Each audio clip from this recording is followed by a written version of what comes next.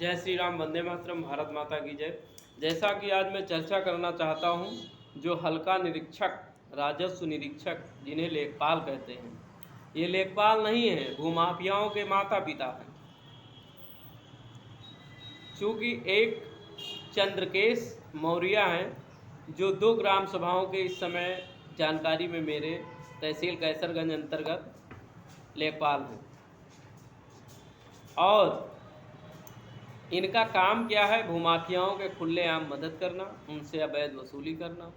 चूँकि ये कहते हैं कि हमारे तहसीलदार व एसडीएम साहब बिना 50,000 रुपये का कोई काम नहीं करते हैं, तो कैसरगंज में सबसे ज़्यादा भूमाफिया गर्दी होती है, परंतु वहाँ लेखपाल जो है माता पिता की तरह भूमाफियाओं पर छत्र छाया बनाए हुए हैं कि बेटा तुम कुछ भी करो, हम कुछ नहीं करेंगे। जबकि उत्तर प्रदेश सरकार पूरे प्रदेश के लिए बड़ा कर्रा आदेश जारी किए हुए है कि जितने भी भूमाफिया हैं उनके विरुद्ध कठोर कार्रवाई हो। तमाम भूमाफियाओं के ज़मीनों पर बुलडोज़र चलाए गए हैं, लेकिन यहाँ पे भूमाफिया लोग अपना टांग पसारे हुए हैं। ग्राम सभाओं की भूमि पर, चारागाह भूमि पर कब्जा किए हुए हैं। चंद्रकेश मौर्य एक गरीब मजदूर से 50,000 रुपये की मांग की है कि 50,000 रुपये दो तभी तुम्हारा पुश्तैनी रास्ता खुलवाएंगे, नहीं तो हम लिख देंगे कि कागज़ में कोई रास्ता नहीं। अब बताइए, पैसा दे दो तो कागज़ में रास्ता है, पैसा ना दो तो कागज़ में रास्ता नहीं है। तो ये बता देंगे जाइए कोर्ट जाइए, पैसा दो कोई दिक्कत नहीं, पैसा ना दो तो कोर्ट जाइए। क्या तमाशा बना के रखे हैं। परंतु उत्तर प्रदेश सरकार के आदेश को फेल करने का दावा यदि कोई कर सकता है तो लेखपाल, क्योंकि उत्तर प्रदेश सरकार मुंह के बल गिरी। भूमाफिया तो कम हुए नहीं, जितने थे उससे और ज़्यादा हो गए हैं। अब यही देख लीजिए, एक शिवपुरा ग्राम सभा है, गांव है, जो कैसरगंज अंतर्गत आती है, वहाँ के भी चंद्रकेश मौर्य लेखपाल हैं।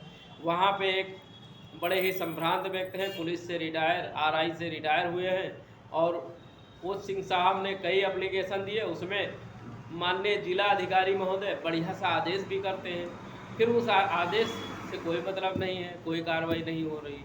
खलिहान की भूमि की पैमाइश तो की गई, लेकिन सही तरीके से नहीं की गई।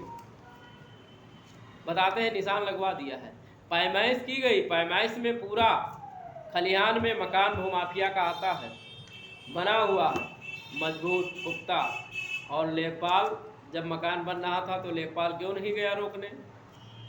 10 साल बाद भाई उन पर 15सी की कार्रवाई करते हो।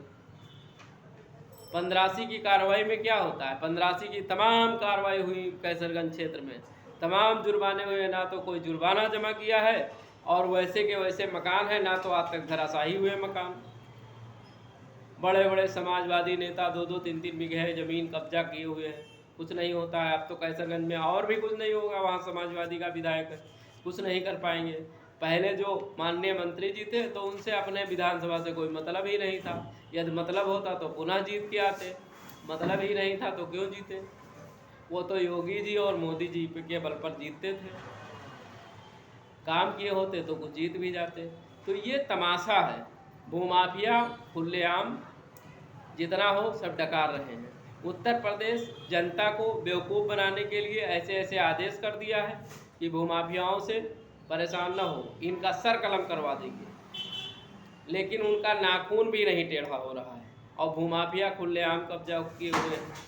बहराइच ही नहीं, गोंडा भी है, बलरामपुर है, अयोध्या जनपद, प्रतापगढ़, इलाहाबाद, कौशाम्बी, कासगंज, हरदोई, सीतापुर। उत्तर प्रदेश के 75 जिले भूमाफियाओं से पीड़ित हैं।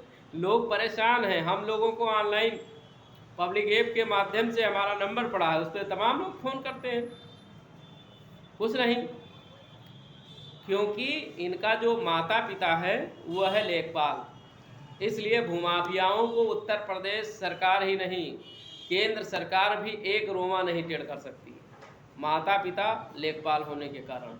इसीलिए मेरा उत्तर प्रदेश सरकार से अनुरोध है कि पहले इनके माता पिता को ठीक कीजिए, तभी कुछ कल्याण होगा। जय श्री राम, वंदे मातरम, भारत माता की जय।